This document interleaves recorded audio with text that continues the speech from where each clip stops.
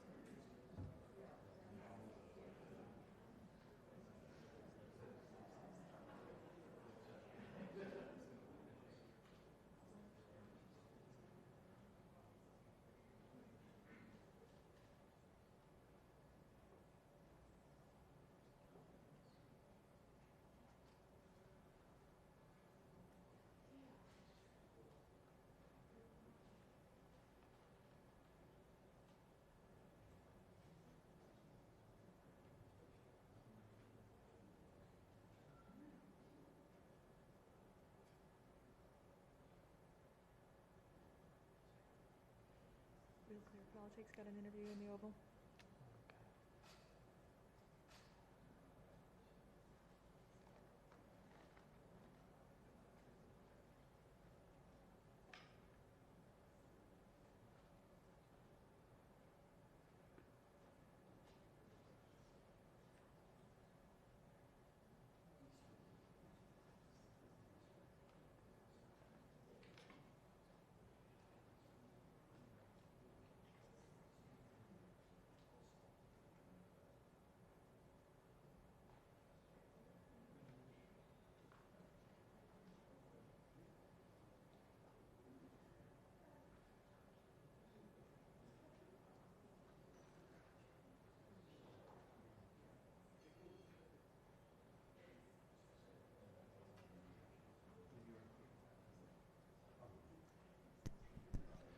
Ladies and gentlemen, the President of the United States and Mrs. Trump.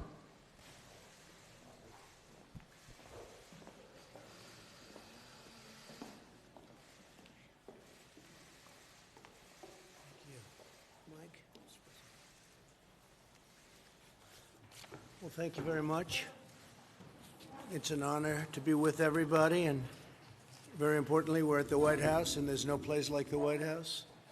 And for those of you that this is the first time, I know exactly what you're thinking, because I was here a first time, and it was still something I'll never forget. So it's great to have you, and our First Lady and I are pleased to welcome everybody to this wonderful place and discuss the vital importance of safety and reopening America's schools. We want to reopen the schools. Everybody wants it. The moms want it, the dads want it, the kids want it.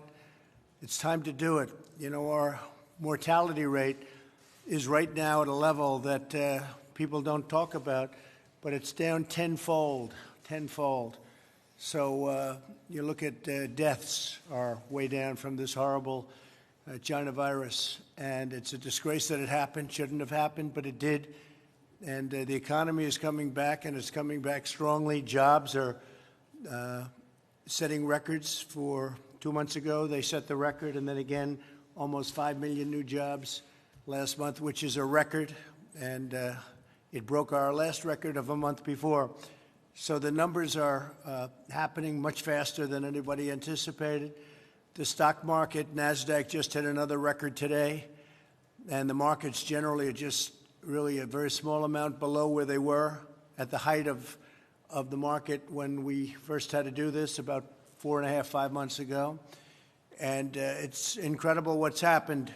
When you look at education, my administration has approved $13 billion for state and local education. We've approved over $6 billion to support colleges and another $6 billion in emergency grants to students, very importantly. We waived standardized testing requirements, deferred federal student loan and interest payments. So you take a look at the student loan program. We've waived student loan and interest payments, and that is something that people haven't been hearing about, and nobody talks about it, but it's a big deal. We've pioneered new treatments that are dramatically improving the health outcomes. Vaccines are doing very well. Therapeutics are doing very well. The therapeutic research has been incredible. And I think you're going to have a lot of big things happening long before the end of the year on both vaccines and therapeutics. Therapeutics is, I guess, a little bit of a word we can use for on the way to a cure, but they make you better. I mean, to me, the therapeutic is even more important than the vaccine at this point because people will get better.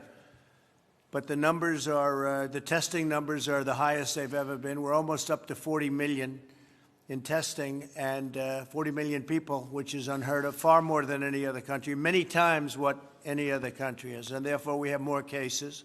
Because we're doing more testing, we have more cases. If we did half the testing, we'd have far fewer cases. But people don't view it that way. What they have to view, though, is if you look at the chart, and maybe Mike has it, but we looked at it before. If you look at the chart of deaths, deaths are way down. So what we want to do is we want to get our schools open. We want to get them open quickly, beautifully in the fall. And as you know, this is a disease. It's a horrible disease, but young people do extraordinarily well. I was with the governor of New Jersey. We were talking, and he said and he mentioned a number which is a very high number, but it's a number nevertheless, thousands of people. There was only one person that died that was under 18 years old in the state of New Jersey, and that was somebody, I guess, had a problem with perhaps diabetes or something else. But one person out of thousands of people, one person died who was under 18 years old. So that's a pretty amazing stat when you think of it. But I'd like to now just give the mic to our First Lady. She's going to say a few words, and then we're going to go with Mike and Karen Pence. And then we'll go around the room a little bit, say a few words. And Kellyanne, you did a great job this morning. Thank you. Really great. So if I might, First Lady, please. Thank you. Good afternoon, everyone. The first pillar of my Be Best initiative is children well-being and taking care of children's social, emotional, and physical health has never been more important than during the COVID-19 pandemic. The administration has worked around the clock to protect Americans from the coronavirus, but many challenges for children and families can be just as invisible as the virus and just as dangerous. When children are out of school, they are missing more than just time in the classroom. They're missing the laughter of their friends, learning from their teachers, and the joy of recess and play. For children with disabilities, without access to technology or whose homes are not a safe place, the situation can be even worse. As the start of the school year gets closer, I encourage parents, teachers, and school to teach children about the importance of CDC guidelines and to implement them when appropriate. Children's mental health and social development must be as much of a priority as physical health. The same is true for parents. Many will be forced to make stressful choices between caring for their children and going back to work, and we must address those needs as well as their own mental health and well-being. As we continue to come together as Americans to tackle these challenges, I'm honored that you could all be here today to offer your thoughts. I look forward to working with you to make sure that Americans' children and families can be healthy and thriving. Thank you very much. Thank you very much. And Governor, thank you. I see you sitting over there. What a job you're doing. Thank you. Thank you very much for being here, Governor. Appreciate it. Proud to be here. And thank you, Melania, very much. We just heard, Mike was telling me that Governor DeSantis is doing a terrific job. He just announced that the schools will be open in the fall, and we hope that most schools are going to be open. We don't want people to make political statements or do it for political reasons. I think it's going to be good for them politically, so they keep the schools closed. No way. So we're very much going to put pressure on governors and everybody else to open the schools, to get them open. And it's very important. It's very important for our country. It's very important for the well-being of the student and the parents. So we're going to be putting a lot of pressure on open your schools in the fall. Mike, please. Well, thank you, Mr. President, and thank you for your leadership. I have seen it day in and day out since you asked me to lead the White House Coronavirus Task Force. And today is just one more installment in your commitment to make sure that our states and our families have all the resources they need to meet this moment. Our healthcare workers are provided for. But also understanding that we've got to reopen America and reopen America safely. But we convene all of these great leaders from around the country today, Mr. President, because you know that to open up America again, we need to open up our schools again. And I want to thank all those gathered here for their efforts as well. I know I speak on behalf of my wife, Karen, when I also want to express our profound gratitude to the First Lady throughout this pandemic. Her regard for families, for children, for the emotional impact that this has had on every American is so admirable. And I'd like to invite everyone to show your appreciation for our First Lady and the work she's done for America.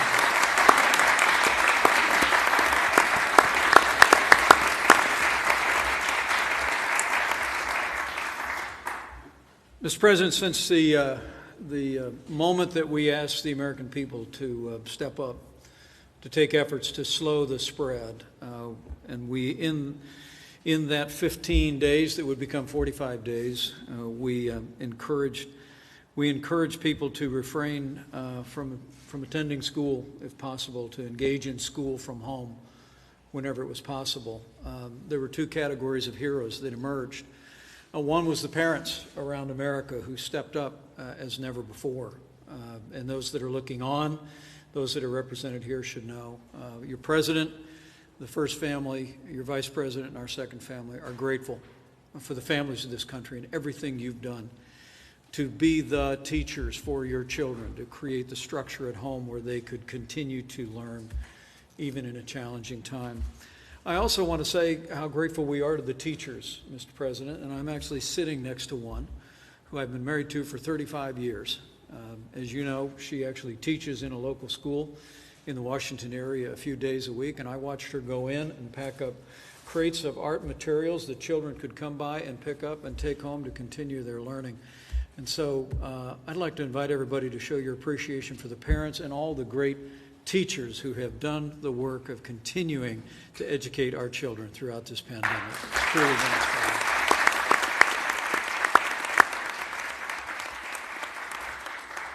And, Mr. President, the American people deserve to know that while we are seeing rising cases across the Sun Belt, at your direction, we're ensuring that states have the resources, the support, the supplies, and personnel that are actually arriving as we speak in states like Texas and Florida and elsewhere to relieve healthcare workers.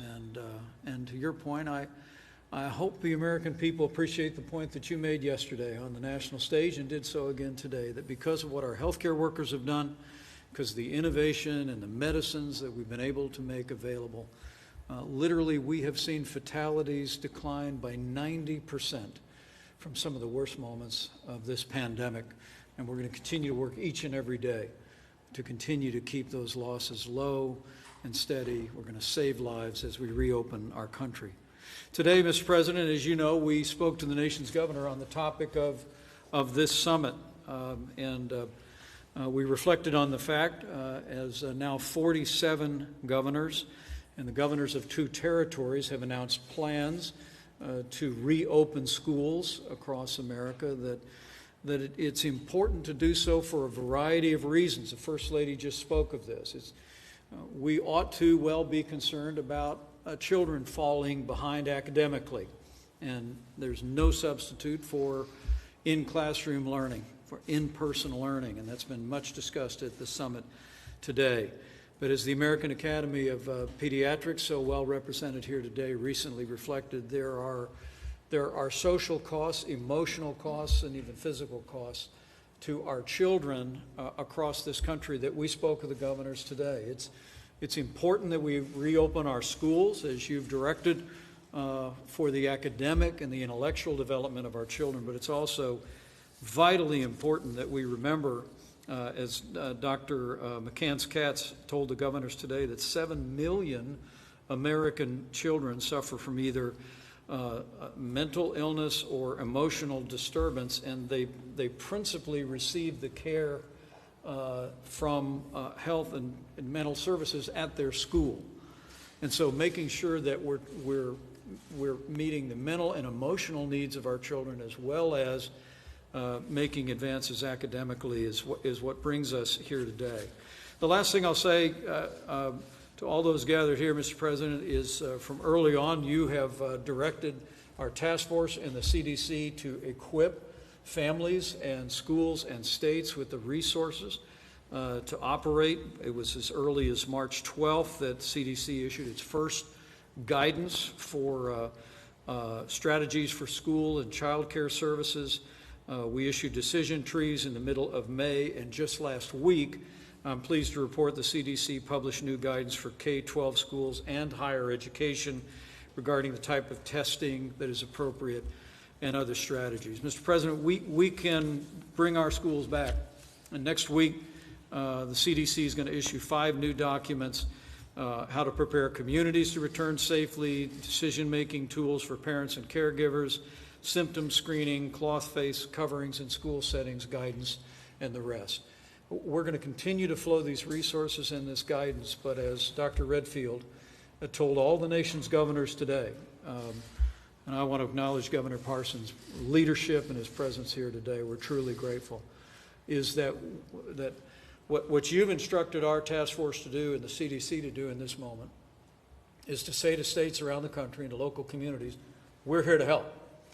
The CDC has issued guidance, but that guidance is meant to supplement and not replace state, local, territorial, or tribal guidance. In a word, Mr. President, you've made it clear to us, we don't want to be the reason any school doesn't reopen. And so our word to the parents that are looking on, to teachers that are looking on, administrators, leaders in your community, is that we are ready to work with the leaders in your school system and in your state to find a safe and responsible way to reopen your schools. That's our commitment. Mr. President, we're continuing to move out on that. On the belief that to open up America again, we've got to open up America's schools. And the American people are taking important steps every day, including this summit today, to do just that. And I'm truly grateful for all of those represented here for being a part of this important work. With that, I'd be happy to recognize Mrs. Pence for a few comments. Thank you, Mr. President. Thank you, Mike, and Melania. I had the privilege of addressing this group earlier today and kind of opening up your summit. But I do want to say thank you to all the teachers. I know at my school, everybody quickly learned how to do online teaching. It wasn't something that our teachers across America were familiar with, and I just applaud them. They have worked so hard. And the parents really are the unsung heroes. They really had to quickly get up to speed, and it was not easy to do. But you know, our kids are struggling, and they need their friends, and they need their teachers, and they need their routines. This decision to open up the schools greatly impacts our children. It impacts them academically, it impacts them socially, and it impacts them emotionally. So I applaud what you're doing here today, Mr. President, because our kids, for their mental health and their academic health, they need to be back in school. So thank you. Well, thank you very much, Karen. I appreciate it. And I see Dr. Redfield over in the audience, and I appreciate it. And I know you'd like to see everybody coming back and getting back to school in the fall. And I've read everything you've written, and I appreciate that very much, Doctor. Thank you very much. Appreciate it. Governor, please. Thought maybe we'll go around the room real quickly. We'll go quickly, and we'll get everybody to say a few words, and we'll start with our governor. Thank you, Mr. President. As you said when you come here, I'm just honored and humbled to be here, sitting with you, the Vice President, the First Lady, and the Second Lady. It's our honor. Those dreams you think about someday, you never imagine them being reality, but here we are. And so it's an honor to be here today. Let me first start off by just saying thanks to the President, the Vice President, for what they've done over the last, well, since they've been in office, to say the least. But over the last 17, 18 weeks, they've been on the phone every week. The President himself has been. And I don't mean for 5 minutes to say hello, governors, and see you later. In-depth conversation with governors across this state. The Vice President has been there for almost 17 to 18 weeks. I know that I've been following with them. And the one thing they've stressed every day in those phone calls, every week, they're trying to do the best thing for this country and for the everyday people out there, and they were trying to make their full support to the governors across this state. And I just want to thank you for doing that. Thank you. For leading as what good leaders do in times of crisis. And I just want to thank you for that. When the President said he was going to put a little pressure on governors to open these schools up, I will tell you this, on a few phone calls I've had with him, he can put a little pressure on you if he decides to do that. I will say that on that. So sometimes we all need a little push to get things going. What the First Lady said when she talked about the kids was so important to me as a grandparent, as a father. I sit there and I think of all the kids that need to be in school. There's the ones that have the privilege of going every day. That's almost common that we go to school for most of the school kids, but a lot of school kids, it's a safety blanket. It's a way to get nutrition. It's a way to get counseling. It's a way for somebody to help them when they cry out for help. And that's also why getting schools back open is so important. And then if you want to take that one step further, it's about making sure people are going to be qualified for the workforce of tomorrow. This virus cannot shut our country down or our states down. We have to deal with it as we would anything else that we've dealt with in this country, and we have to move forward. And economy and life goes on, and education is part of who we are, and kids need to get back in school. Parents need to get more involved in their schools and be back involved in their schools. As I heard speakers today speak, it's part of who we are. It's how we build a future, and I think that's so important. I also want to thank the Second Lady for giving me a little inspiration on a couple of key bills we signed in Missouri, and I want to give you a little credit today. We did full reciprocity in the state of Missouri yesterday. I signed that bill, and full military reciprocity, and the Second Lady kind of gave me a little inspiration for that. And also my daughter's a school teacher. To do that, most of the time we have a father-daughter relationship, except when it comes to teaching, and she becomes a senior advisor to the governor when we talk about those issues on that. But again, I just want to thank the President for his support for our state. People appreciate it, Mr. President. I want you to know that, for the First Lady and for where we're headed in this country, because we've went through hard times before, and we'll continue to get through hard times, and we'll be better off for it, and we'll be stronger than ever, so thank you. And you won't be changing the name St. Louis, will you? No, we will not be doing. Thank you. Thank you very much. That's very important. Thank you very much. Please. Good afternoon, Mr. President. I'm delighted to join you, the First Lady, the Vice President, and the Second Lady here today to talk about why it's important for children to be in school. My name is Dr. Sally Goza. I'm a pediatrician from Georgia, and I'm president of the American Academy of Pediatrics. Children get much more than an education at school. Being away from peers, teachers, and school services has lasting effects for children. Although this will not be easy, pediatricians strongly advocate that we start with the goal of having students physically present in school this fall. Of course, returning to school must be done safely. We must take measures to keep students, teachers, and staff safe and with flexibility to adapt as needed to the community's prevalence of COVID-19. The evidence we have so far indicates that children are less likely to have symptoms or severe disease resulting from coronavirus. Children are less likely to become infected, and they are less likely to spread infection. We know, however, that missing school can have serious consequences for child health and well-being, particularly for students with disabilities or with special health care needs. Students who are in school learn more than reading, writing, and arithmetic. They also learn social and emotional skills, get healthy meals and exercise, and mental health support. Schools help identify and address learning deficits, physical abuse, substance use, depression, and suicidal ideation. These are all critical reasons to get children back to school. Reopening schools in a way that maximizes safety, learning, and the well-being of children will clearly require new investments in our schools. We urge you to ensure that schools receive the resources necessary so that funding does not stand in the way of keeping our children safe or present at school. Thank you, Mr. President. We look forward to working with you and all the people around this room. Thank you very much. Please. Thank you, Mr. President. Penny Schwinn from the great state of Tennessee. Appreciate the invitation on behalf of our superintendents, our districts, our families, our teachers, and our public officials. Opening up Tennessee, we know that reopening schools reopens our economy. We've got great examples of where superintendents have come together and thought through scheduling to make sure that parents can get back to work for companies who support multiple regions. We've done an incredible job with resources, 20-plus toolkits. We've opened up free professional development for teachers and principals for free statewide and online tools. And I'd also like to just thank the First Lady for her support on child well-being. We had a wonderful conversation a couple of weeks ago on the task force that we've launched statewide, covering the entire state and making sure that all of our children receive a high-quality public education, as well as being served in terms of nutrition, transportation, et cetera. And I'll just end by saying, as the proud daughter of a police officer and a teacher, I was raised with safety and high-quality education being two fundamentals in my home. And it's a great honor to be able to reinforce that with the schools in Tennessee today. Thank you very much. Thank you, sir. Great. Thank you. Alex? Well, thank you, Mr. President. Really, thanks to the historic response that the President has led to this unprecedented pandemic, we have the tools where we can reopen our workplace, we can reopen our schools, and we can reopen healthcare. We've got the tools.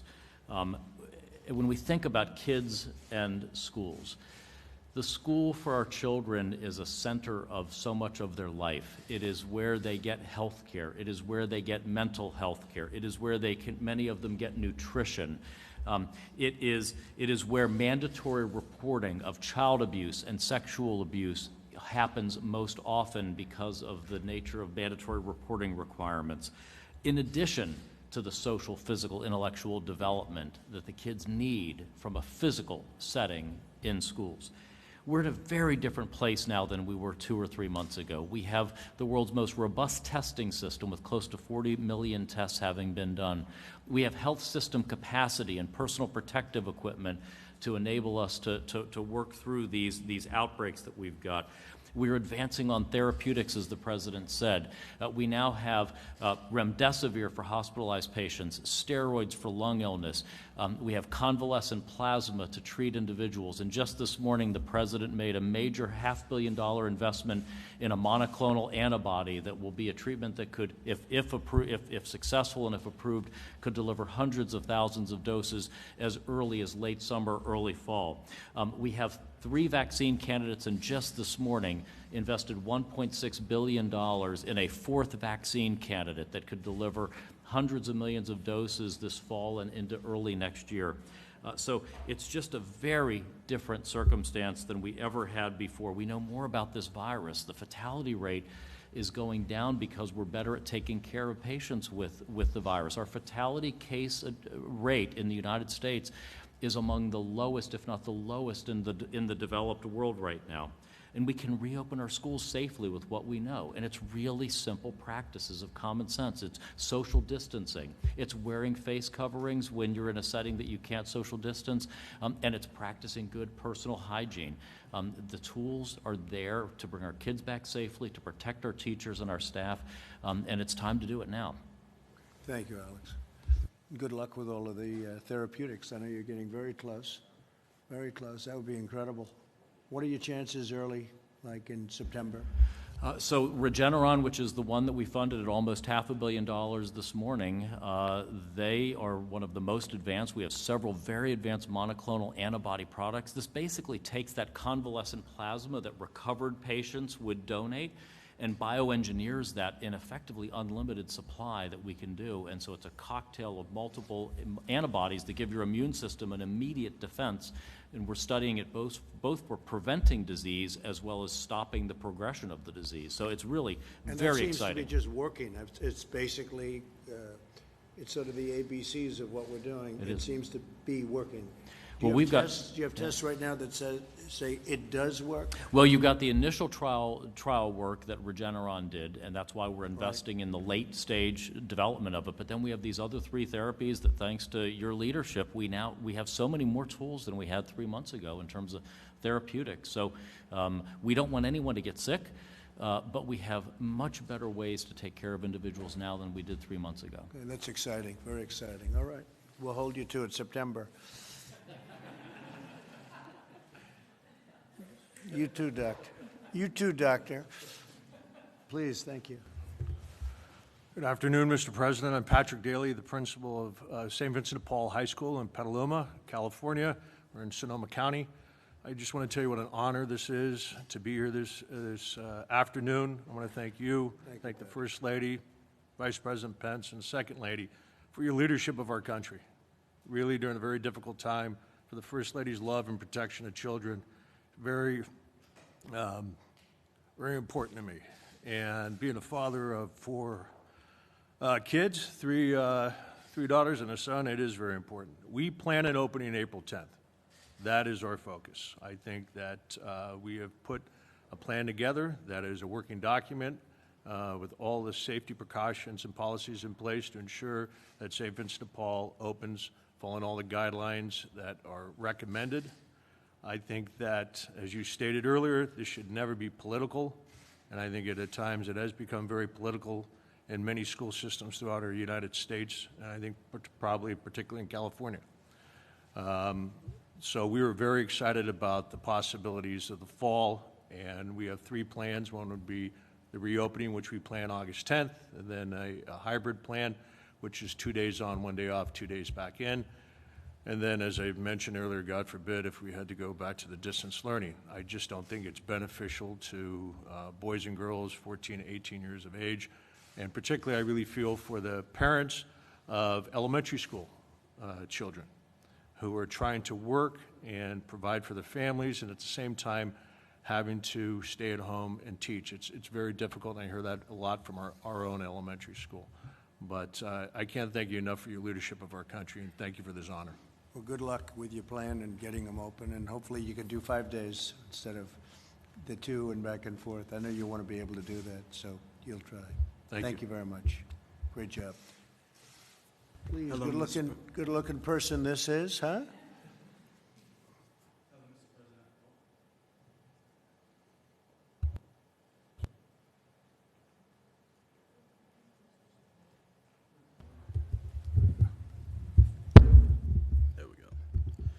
Hello, Mr. President. I'm a student at St. Vincent de Paul High School. My name is Cameron Vaughn. And I personally just want to thank you for both inviting me and helping to reopen schools. Coming on behalf of the students, it really means a lot just to be able to get back out and it means a lot to our emotional health and our mental health just to be out there with our friends, because a lot of us don't have that opportunity. And it helps reopen our schedules, so we have something to look forward to. Me, I'm a person of schedules. I run by a schedule, make a schedule for myself. So I just want to thank you very much for getting us back to that. Great job. Really great. Thank you very much. We'll get you back. Okay? We'll get you back soon. Thank you. Kellyanne, please. Mr. President, Mrs. Trump, Mr. Vice President, Mrs. Pence, thank you very much. I listened to Cameron Vaughn, and I'm reminded why we're here in this room today on this very important topic, but why we're here in this administration. I believe a hallmark of the Trump-Pence administration has been the success in looking out for and expanding opportunities, safety, and well-being for the forgotten child. And the forgotten child took on a new meaning during this global pandemic. Between the first and third weeks of March of this year, just about 100% of our school children across this country, of all ages, were taken out of their schools and stuck at home. We saw a few things happen, many of which have been spoken about today, but I'll add one more. The digital divide was laid bare in that so many of our students could not access basic digital assets to allow them to confidently and competently complete their schoolwork and to learn and to thrive. The schools are our central nervous system because our students are the heart and soul of our nation. And so today your message is, Mr. President, Mr. Vice President, that all children matter. And our mission is to make sure that all children can safely and securely re-enter their places of learning very soon. This has also impacted our economy, and I have a soft spot for single moms, having been raised by one, and our single moms have been disproportionately impacted through their job security, their wage earning, and most of them are not in jobs for which they can telecommute.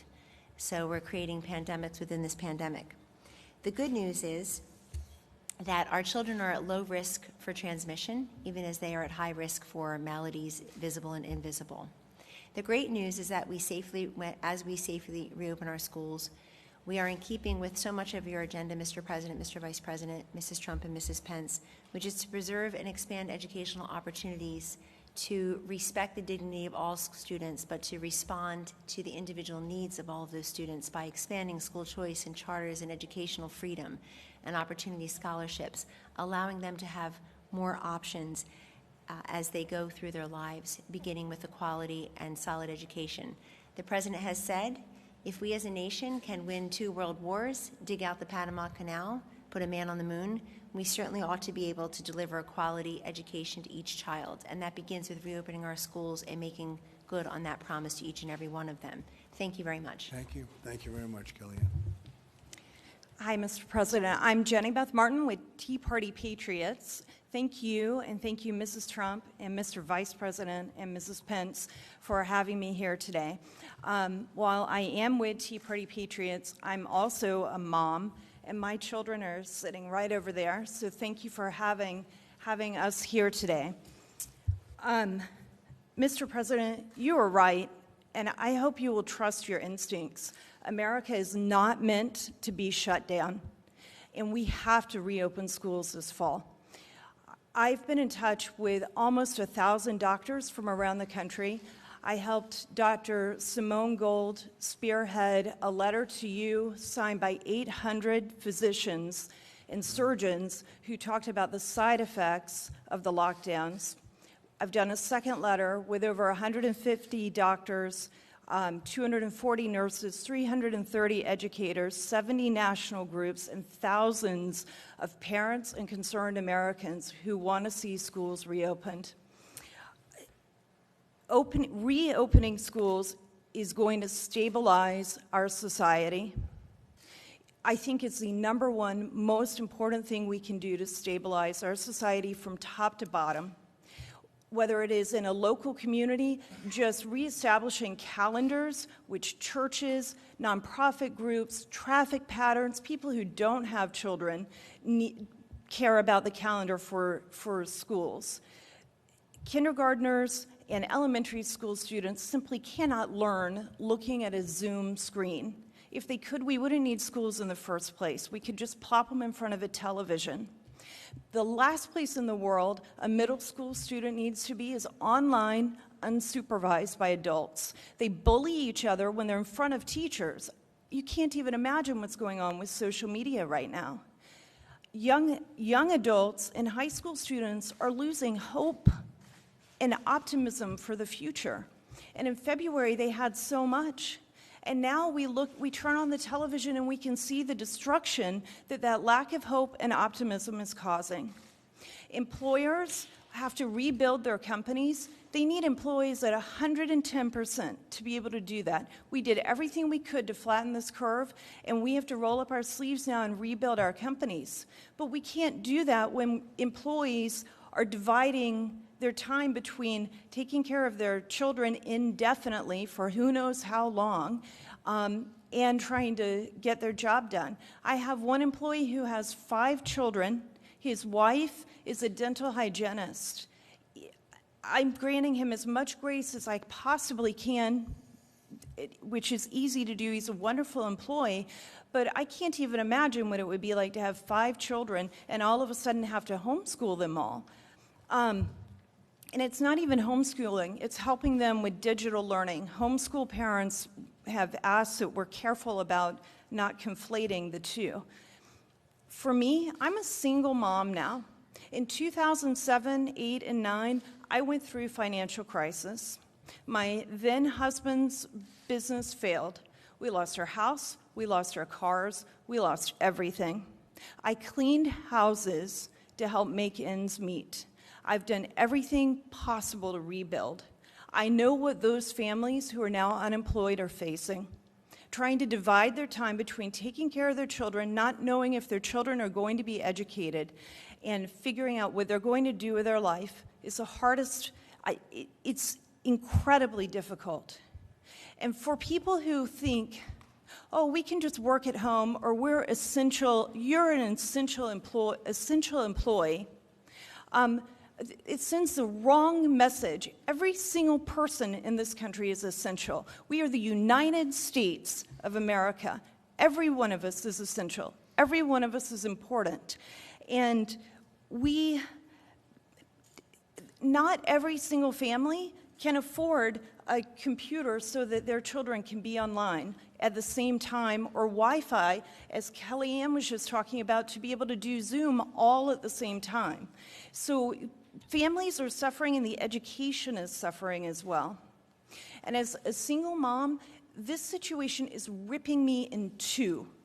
You cannot be in 2 places at once, physically or mentally. And I'm doing the very best I can to take care of my children. Their father, when they're living with their father, he does a great job taking care of them. But when they're with me, I'm doing everything I can to take care of them, help them prepare for their senior year of high school, make up prom, dealing with whatever else we have to deal with from the shutdowns, and run a company and work. And it's impossible. It's impossible to do what we need to do. So the schools must be reopened. It will stabilize our country. I cannot thank you enough for doing this today and sending this message. And the doctors who I've been working with, they want to do anything they can to help calm the fear that is permeating our country. They understand we have to have a healthy respect for the virus, and we have to be able to live our lives. And they and I will do anything we can to help you with that. Thank you very much. Great job. Looks like you're doing a good job. Is your mother doing a good job? She good, right? You said the right thing. Okay, great job. Thank you very much.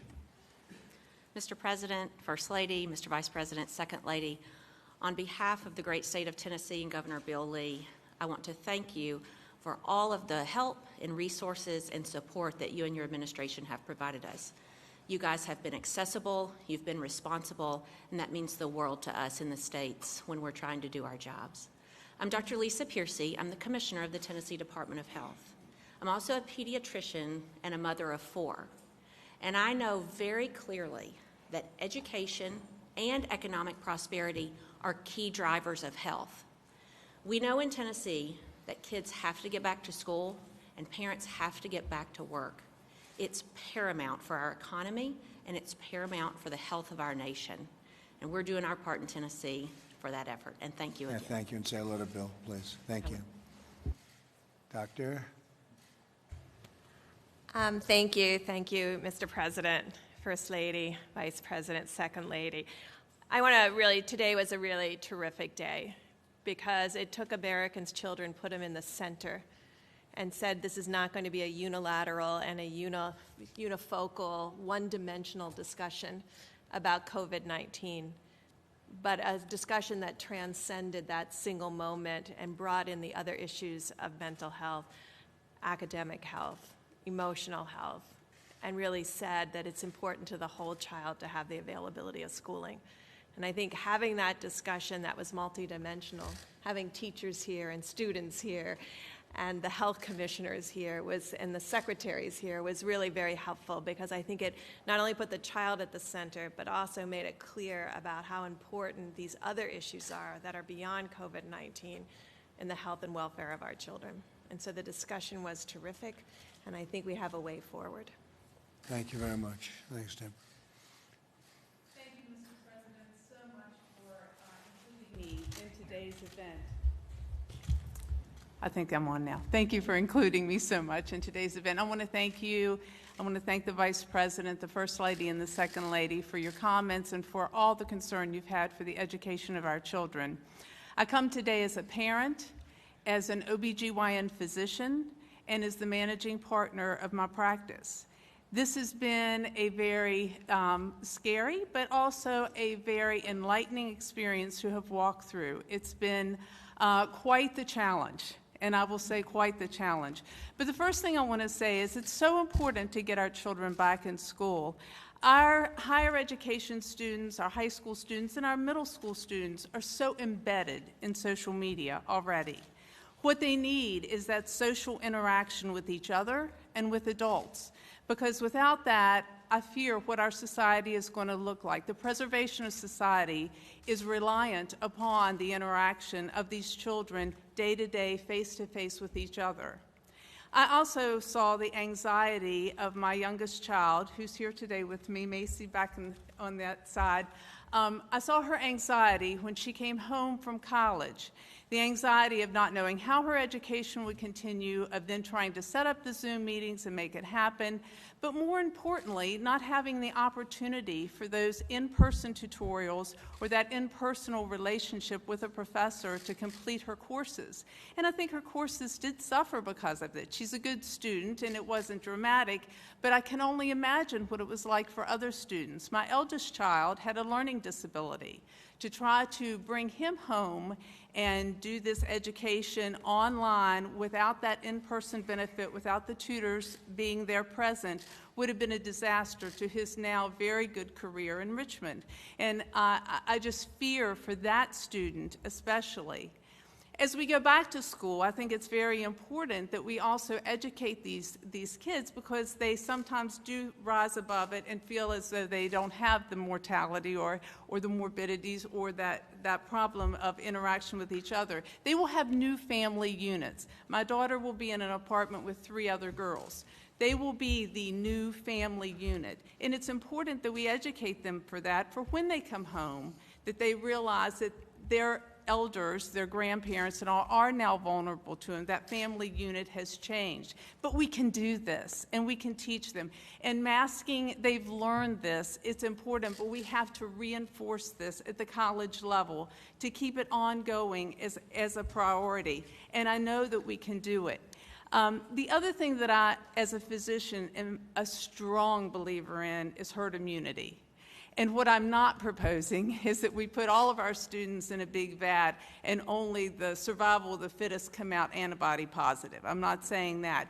I do think it's important to stop this tremendous isolation that keeps the virus as the winner. We need to get out. We need to have the vaccines to help us. We need to have the interaction that helps to get that immunity so that we can protect our vulnerable, and we can protect our elderly, and we can protect those younger folks with comorbidities, because we've got a society that is immune to the virus, and we can put the virus back in its place.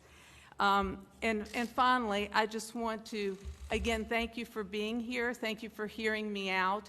And thank you for putting education of our children in the utmost, and for putting our economy in that place too, because as a business owner, when I have parents who have to come late or leave early in order to educate their children and yet run a business at the same time, as this lady stated, it is incredibly difficult, if not impossible.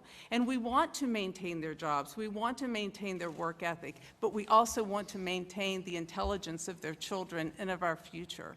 And so I thank you again for your interest in this and for letting us be here. Thank you. I think it's very important to note that we've done it right.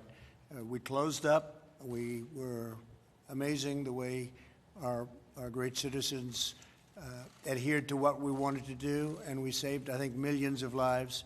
Now we want to be open. We understand the disease much better. Nobody knew what this was. Nobody had ever seen it before. There's been nothing like this since 1917. That's more than 100 years ago. But we saved tens of thousands of lives, hundreds of thousands of lives. And now we're open, and we want to stay open, and we will stay open. We're not closing. We'll put out the fires as they come out. I call them embers and fires and whatever you want to call them, but I think it's very important to note what we've done. We've saved literally hundreds of thousands of lives. I was going over numbers before with the Vice President, and if you looked at 1 million, 2 million, 2.5 million, those are all reasonable numbers to what we could have had. Right now we're at a number, as you know, far lower than that. And where would you say we are today, Mike? 130,000. About 130. So we're at 130. We could be at way over 1 million right now, and I think it could have been 2.5 or 3 million people.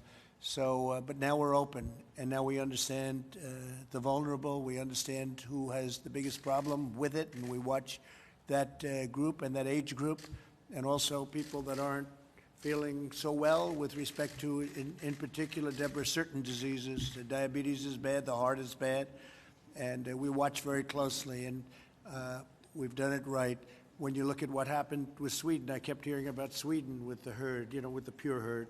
The herd concept of opening up and keeping open, all of a sudden it exploded. You look at what's going on in Brazil and a couple of other places. So we've really done it right, but now it's time to be open. It's time to stay open, and we will put out the fires as they come up, but we have to open our schools. It's so important to open our schools. And what you said from a psychological standpoint with respect to staying home any longer, you can't do it. You can't do it. That has great dangers also. So that's where we are. We're not closing. We'll never close. You'll have certain areas that will have difficulty, and they'll do what they have to do, and that'll be up largely to the governors, but it's also, they're in very strong consultation with us. We're supplying them with tremendous materials and gowns and masks and anything else they need, and they should be doing it themselves, but we've made a lot of governors look very, very good. We've made a lot of governors look very smart that weren't so smart, and some have just done a good job right from the beginning. I could give you a list. I could grade them. I could grade them out from 1 to 50, and you'd be amazed. You might be surprised at some of them, both good and bad.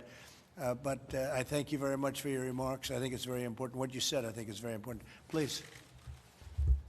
Mr. President, First Lady, Mr. Vice President, Karen, it's great to be here and to represent the great state of Indiana as president of Ivy Tech Community College. We are Indiana's community college, so 160,000 students across our great state. And I just maybe want to remind you, as we talk about higher education, the true workforce engine that community colleges are for our nation and how important they are, and the students that we serve. So let me just speak a little bit.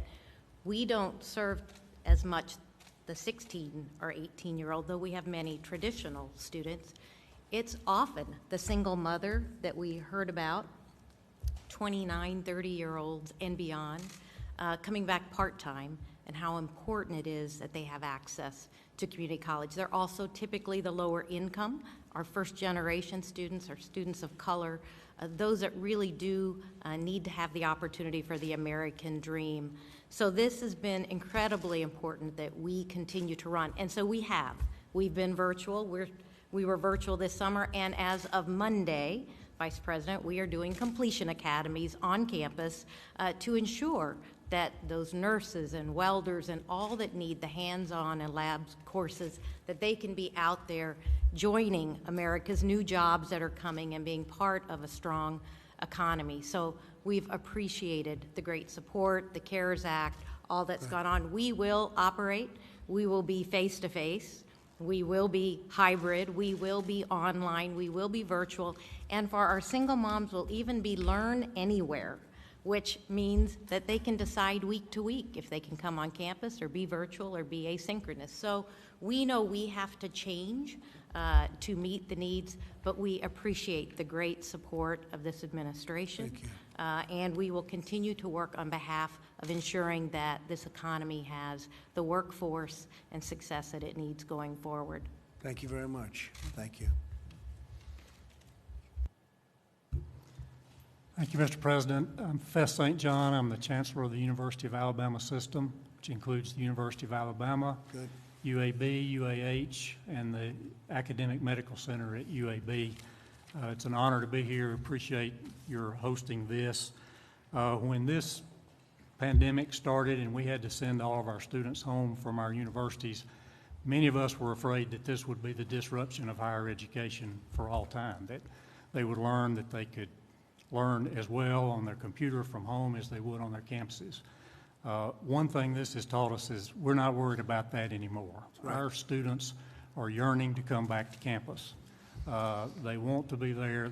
It has reaffirmed the value of on-campus instruction at our institutions of higher learning. So last month, our Board of Trustees committed to returning this fall Good. On all three of our campuses to in-person instruction, realizing that we could not eliminate all risk, but that we can reduce risk and manage risk in a way that allows us to go forward.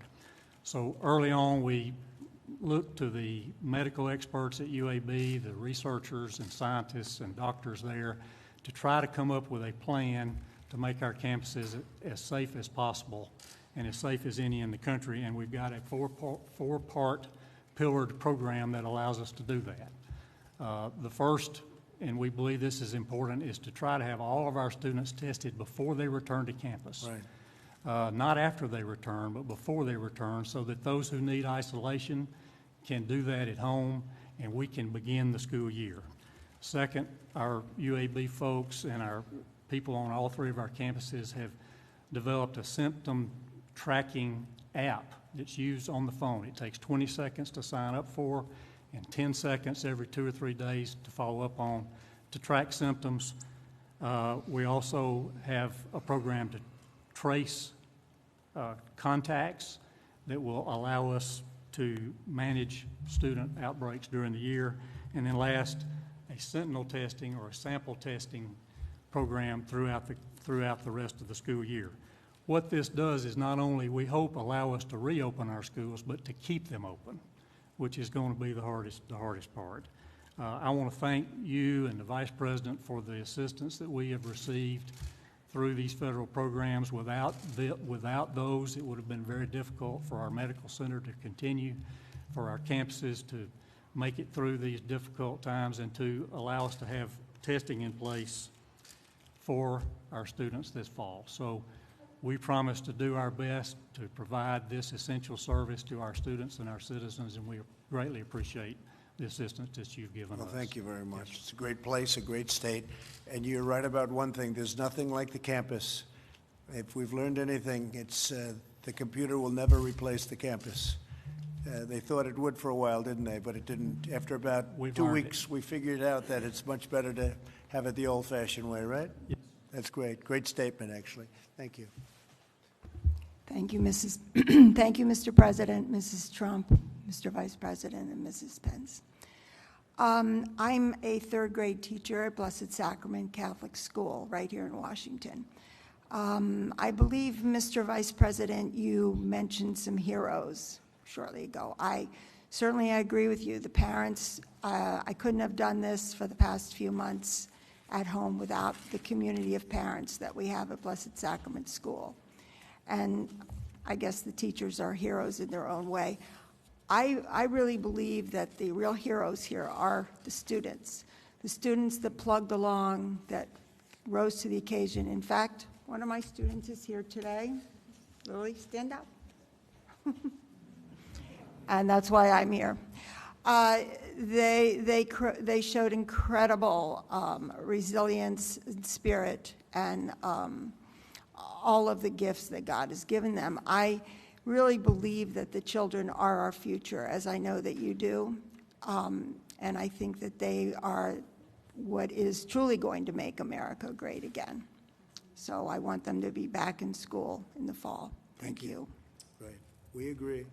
Thank you. Please. Mr. Trump, Mr. President, and First Lady, Vice President Pence, and Mrs. Pence. First, I just would like you to know that I personally pray for you daily, all four of you. I cannot imagine the burdens on your shoulders. And I know that it's only through God that you can handle that. And It's not easy. I can tell. I so appreciate Thank you. That's very nice all of that you. you've done. I am the president of our school board in the great state of Ohio, in Cincinnati, Indian Hill, and we are very actively working to get our children back in school full-time, all together, as safe as possible. We are fortunate that we have a lot of resources and we're able to do that. My biggest concern, and I hope through your leadership, we will not have overregulation at the local level that would keep us from being able to accomplish that goal. My biggest fear is that we will get everybody back, we'll get into a routine, and then because of regulations and mandates that we would have to close back down or to send children home, and that is a very big concern. That would be just such a disruption on top of a disruption. So that is probably my biggest concern. I'm also very happy to hear that University of Alabama has made the statement to go back to school. I have 2 college athletes, and we've been waiting all summer to know what's happening at that higher education level, and it's disruptive. They're going into their senior years, and internships were canceled, and it's a scary time. That's a scary time anyway on a good day for a young person. So I really hope that our higher education institutes will make some decisions soon. And really, I'm just honored to be here. I appreciate so much what all of you have done. And however we can help, please don't ever hesitate to reach out. Thank you very much. And will Alabama be playing some great football? What's going on with Alabama? Mr. President, that's not the first time we've heard that question, I can promise you. We are planning to play the season at the University of Alabama. Good. Understand that creates great difficulties and complexities, and we're hoping for that. It's important to a lot of people, but we're doing our best on that one, too. It's true. And say hello to the coach. Great coach. Yes, sir. Thank you. Mr. President, well, I don't know about Alabama, but the University of Miami is going to be playing. The U's in the house. Yes, it's a hurricane in the building. I'm Johnny Taylor, as you know, and I'm your appointee. And I want to start by saying thank you. I remember being right across the hallway in 2017 when you appointed me to be your advisor, the chairman of the President's Board of Advisors on Historically Black Colleges and Universities, HBCUs. And frankly, there were people who questioned whether or not anything would really come of that, and if you were really committed. I remembered visiting with the Vice President in the room just across the hall, actually, and you met with 60, almost 70 of our historically black colleges and university presidents. They came to visit, and you all welcomed us. I remember meeting with Secretary DeVos early on, and there was all of this commitment to HBCUs, and frankly, the naysayers didn't think you would make good on it, the 3 of you, and you did. So let me start by thanking you for remaining committed to the country's 101 historically black colleges and universities, and allowing me to be the chairman of the board that advises you all collectively on HBCUs. So thank you. Listen, you've done great by us so far. I mean, since 2017, every year our budgets have increased, but not just financially, but the true support of our institutions. And this today is yet another example of your advocacy, your support of historically black colleges and universities that is giving us the safe space to return safely to campus. We need to bring our students back because, frankly, without these institutions, these great institutions, many of our communities, our fragile communities, will suffer in ways that people just can't quite put their arms around. There are three things that I will point out very quickly. First of all, online education, the virtual education, while it's wonderful, it's not as good as the in-person education in the higher education space. And our students, many of them who come from the most fragile of communities, and many of them didn't get high-quality secondary educations. When they get to the post-secondary space, they need their teachers. They need to look across. They need to come to office hours. They need the assistance. And so we need to encourage these colleges to open so that their students can get the best education and truly experience the American dream. Secondly, HBCUs are economic drivers in many of their communities. In many of these communities, they are the largest employer. And you were kind enough to create opportunity zones, but when the schools are shut down, there's not much opportunity going on. So we need these schools to be open, Mr. Vice President, Mr. President, Secretary DeVos, so that we can get the surrounding community can go back to work. A lot of those businesses are struggling if we shut these campuses down, and they've been struggling for a significant period of time. So it's also just smart business. Small businesses need this. And then finally, the entire country right now is engaged in a discussion around, racial tension and the need for diversity. And corporate America in particular wants us to do something about it. Well, HBCUs play an outsized role in helping solve for that problem. Historically, we've created disproportionately black leaders, teachers, doctors, lawyers, judges, etc., far more than the 101 schools should be punching. They're actually punching above their weight. And therefore, if we're going to commit long-term to addressing the racial inequities and issues of discrimination in our country, HBCUs have to be a part of that. And you do that by getting these kids and these faculty members and these administrators back to work. So on behalf of the country's 101 HBCUs, as an American, as a father of a 10-year-old little girl, thank you for the commitment to get our schools back and our children back safely so that they can learn and, as I said, experience the American dream. Thank you. Thank you, Johnny, and you're doing a great job. The only thing is I don't think people know how much we've done for historically black colleges and universities. Nobody knows that we've done more than any administration in history. And nobody knows that, but maybe they'll find out eventually. They'll find out. But thank you very much. Appreciate it. Please. I'm Brad Weller from Shippensburg, Pennsylvania, 7th grade science teacher. Thank you very much, President, for being here and doing all this. First Lady, Mr. Pence, and I really, really want to thank Karen Pence for stealing all of my information I had written down this morning, and then she did it again after I wrote new stuff down just here this afternoon. So, appreciate it. No, I'm going to keep this short and sweet. We're ready to go back. We literally are ready to go back. I know our students. I know I have 3 kids at home. They want to go back. It's time. It's time. Just like your economy, which is the greatest economy ever in the history of the world. I appreciate that. You had to slow it down. The momentum was gone. We did the same thing to our students last year. Their momentum was, they were rolling. They were a well-oiled machine. And then all of a sudden, you had to throw it in park. If we just have to change gears a little bit this year, that's one thing we can do. But to throw it in park again, I don't like that option. Thank you. You're right. Thank you very much. Brooke? Thank you, Mr. President. I'm Brooke Rollins, the President's Domestic Policy Chief. And while I sit here and listen to everyone, I'm struck. I don't know that the world understands, but I think it's so important. We have a president who was arguably one of the most successful businessmen in the history of our country, the First Lady who has spent her time and her talent and her extraordinary skill on focusing on the well-being of children. We have a Vice President who was one of the most successful governors in the history of our country, and we have a Second Lady who has a career and is focused on being a teacher and an educator. This is the dream team. I don't know that there will ever be another leadership team like the four of you to lead this country back to even greater heights than it was ever before. In March of this year, 75 million students' lives and their families' lives were upended when they were sent home. 75 million plus families.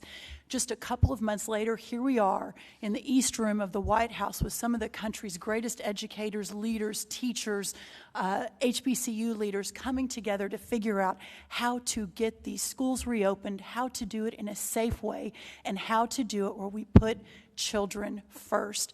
The good news, and I'm so glad that Dr. Goza is here from the American Pediatric Society Association, because we are now understanding that I think an analysis of 45 studies recently showed that the preponderance of evidence indicates that children are less likely to be symptomatic, have the severe disease, or be really susceptible and transmit COVID-19. And for the week ending June 27th, school-age children accounted for only 1.3% of COVID-19 related hospitalizations. The evidence is showing that it really is time for these kids to get back to school, but it really is about the mental health, the well-being, and the emotional well-being of these kids, but also focusing on, as this president has done, this is the last thing I'll say, the forgotten Americans, the vulnerable Americans who are most susceptible to the ravages of what happens when we don't get kids back to school and we don't get kids and lives back to normal.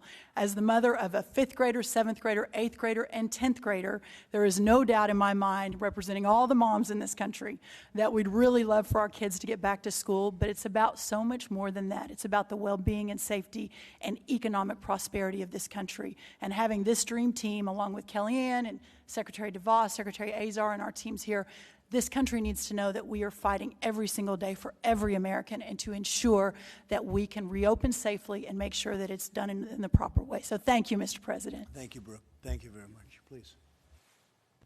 Mr. President, Mrs. Trump, Mr. Vice President, Mrs. Pence, it's an honor to be here representing Forsyth County Schools in Forsyth County, Georgia. We're about 30 miles north of Atlanta, serve 52,000 students in our school system. We're ready to go. We're going to open our doors on August 6th. We've been planning and preparing all summer. We will have guidelines in place. I'm really proud of our teachers and our students, how well they performed last spring. But as everyone has said this morning, this afternoon, our students need to be back in school, and we will be prepared on August 6th. I will assure you of that. That's great. That's great. Thank you very much. Thank you, Mr. President, Mrs. Trump, Mr. Vice President, Mrs. Pence. Mr. President, thank you for your bold leadership and for convening us here today for this vital conversation. It's clear our nation's schools must fully reopen and fully operate this school year. Anything short of that robs students, not to mention taxpayers, of their futures. And their futures represent our nation's future. So it's not a question of if, it's just a question of how. We had a good discussion today on how to ensure schools reopen and education continues in ways that keep students and teachers healthy and safe. Under the President's strong leadership, our economy is roaring back. Our schools must do the same.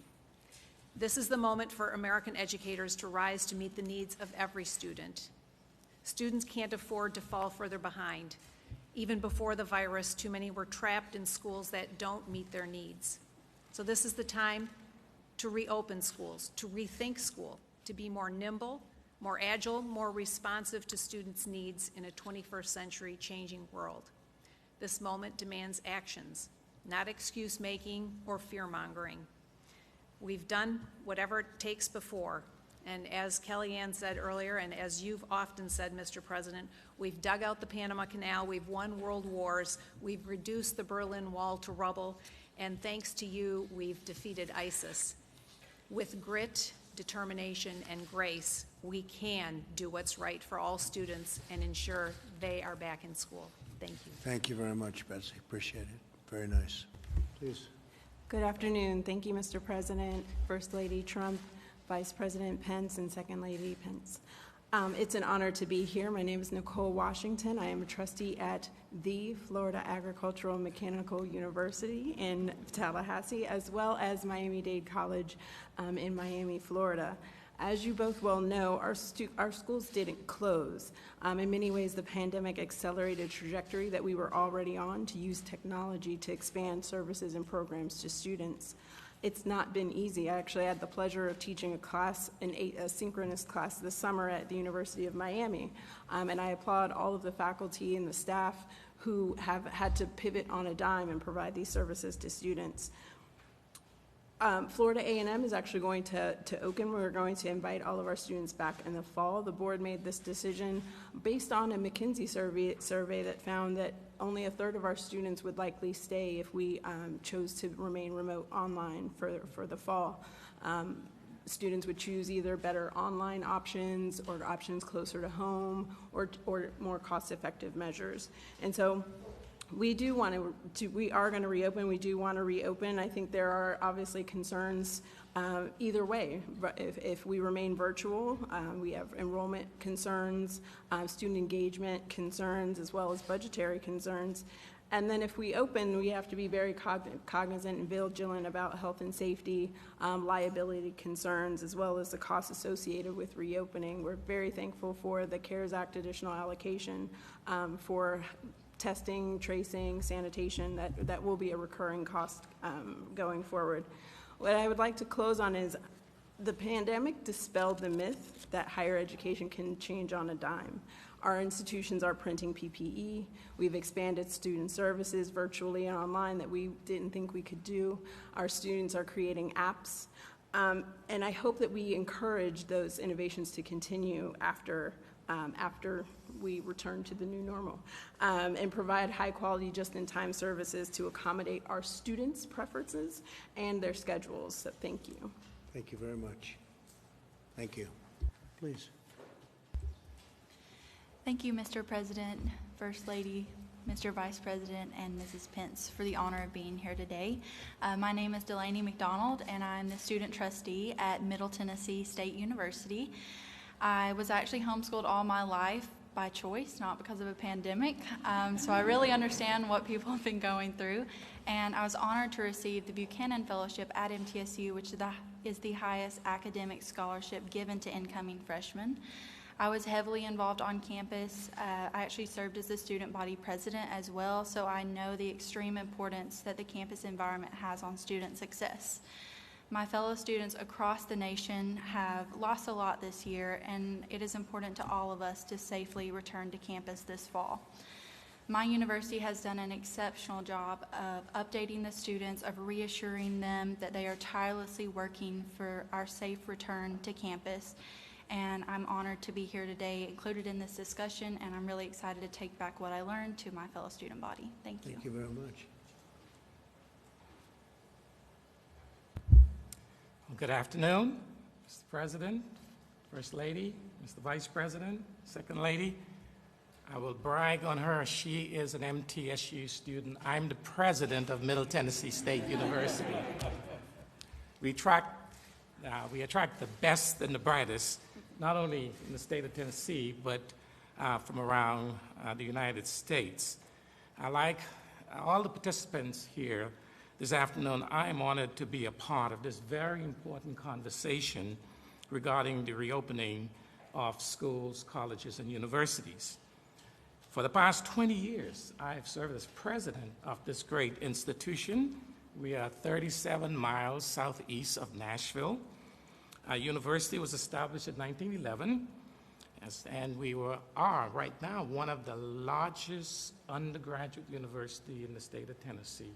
We have grown tremendously over the years, and we are proud to be one of the Princeton Review 2020 300-plus best university in the United States of America. We're doing some incredible things there at that university. We have 22,000 students, a very diverse student body, 38% of our freshman class, first generation, and we are proud of that. 40% are low income. Our average ACT score is one of the highest in the state of Tennessee. We are a major comprehensive university. And each year for the state of Tennessee, we produce more degrees than any university, 5,000 degrees each year MTSU produces for the state. Now some highlights of our decision to reopen. we stepped out. We were the very first university in the state of Tennessee to announce that we are going to reopen for the fall, in-person classes. But in reality, Mr. President, we never closed. Because of the nature of our student population, many of our students had nowhere to go in March when a lot of schools closed down. And so we kept our residence halls open. We kept our cafeteria, and we provided the same service, obviously taking into consideration the virus.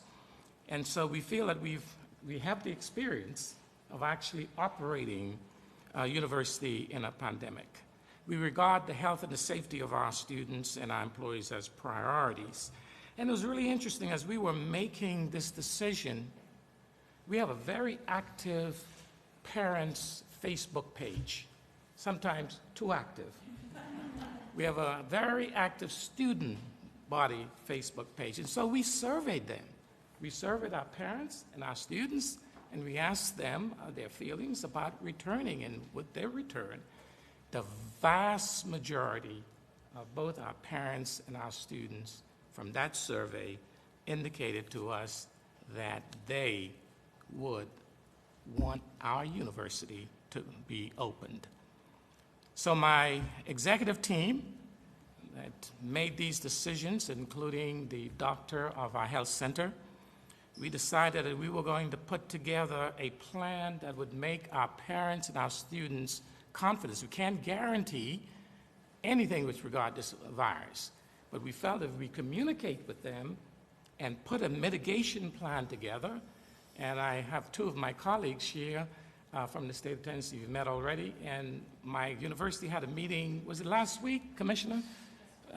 She brought her staff down. We have put together a very strong mitigation plan that deals with testing, contact tracing, and isolation and quarantine if needed for our students.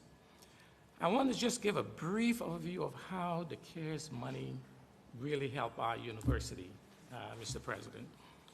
As we look at pivoting from in-person to online and remote, we always had a strong technology operation, but we needed to build a stronger one that would provide the quality education to our university. So we invested $6.9 million. 3.4 of the 6.9 came from the CARES Act.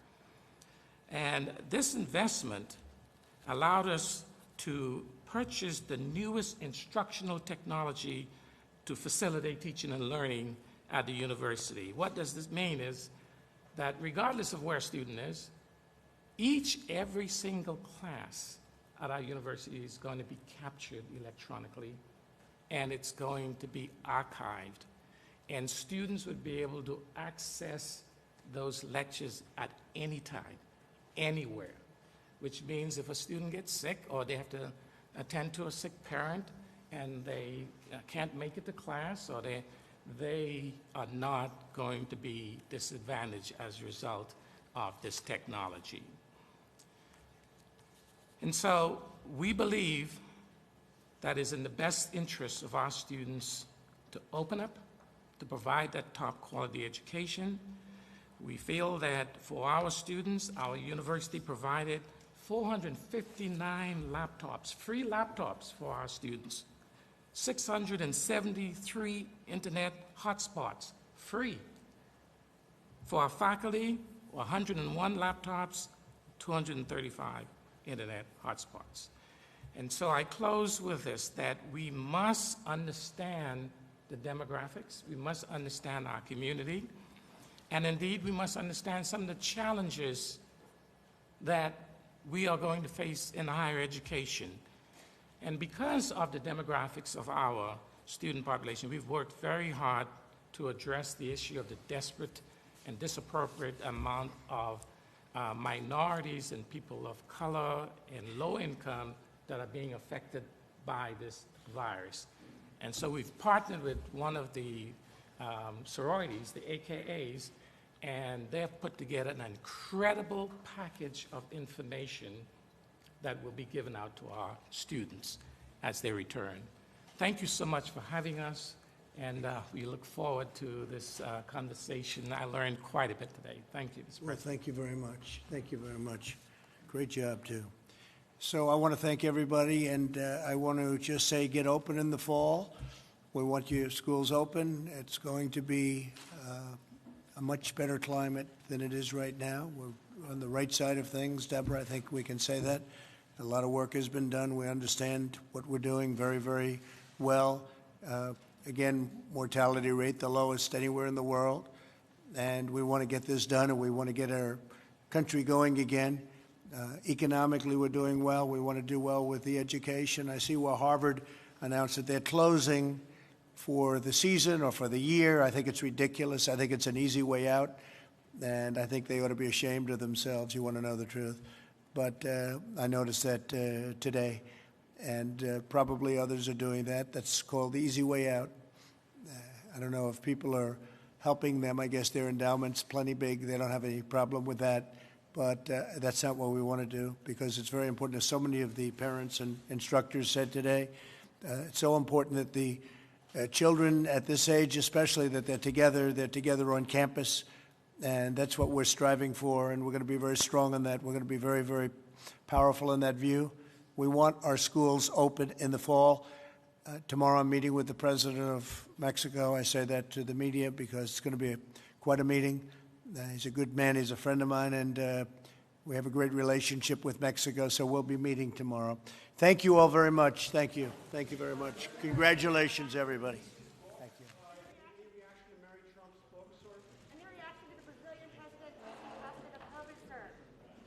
Mr. President, do you have a message for Mary Trump? Mrs. Trump, are you sending Barron back to school?